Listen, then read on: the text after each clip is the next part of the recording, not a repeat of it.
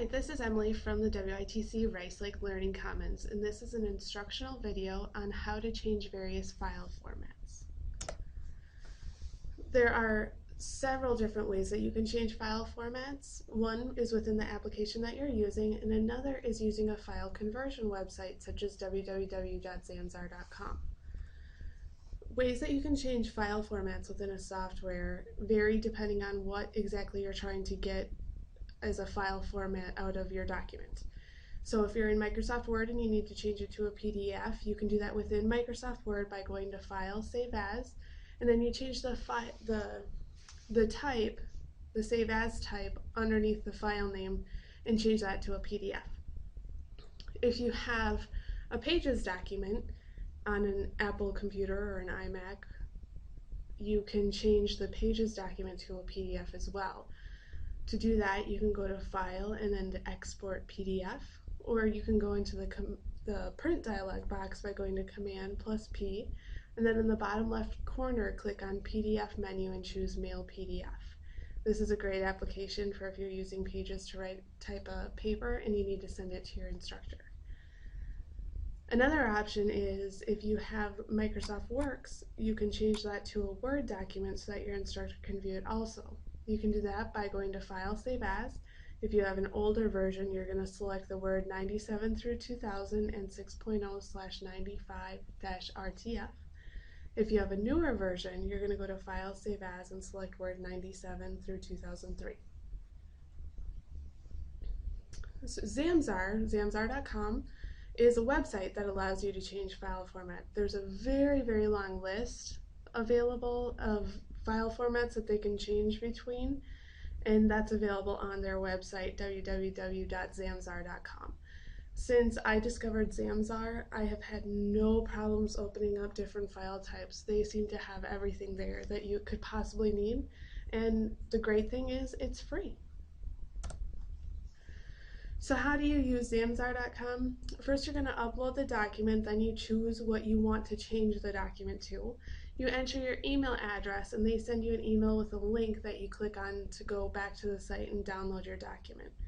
Let's try it out just to see how it works.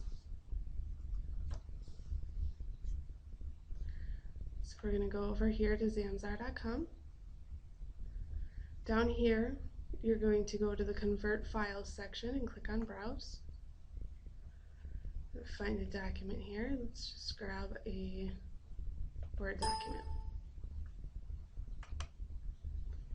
And I want to change this to a JPEG, the picture file type.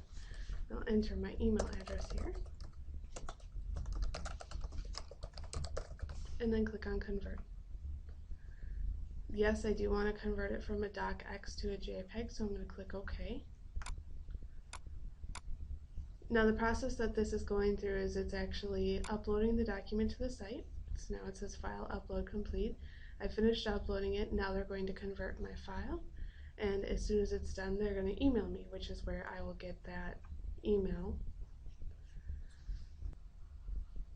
So my email is ready, so let's switch over to my email address and I'll show you what that looks like.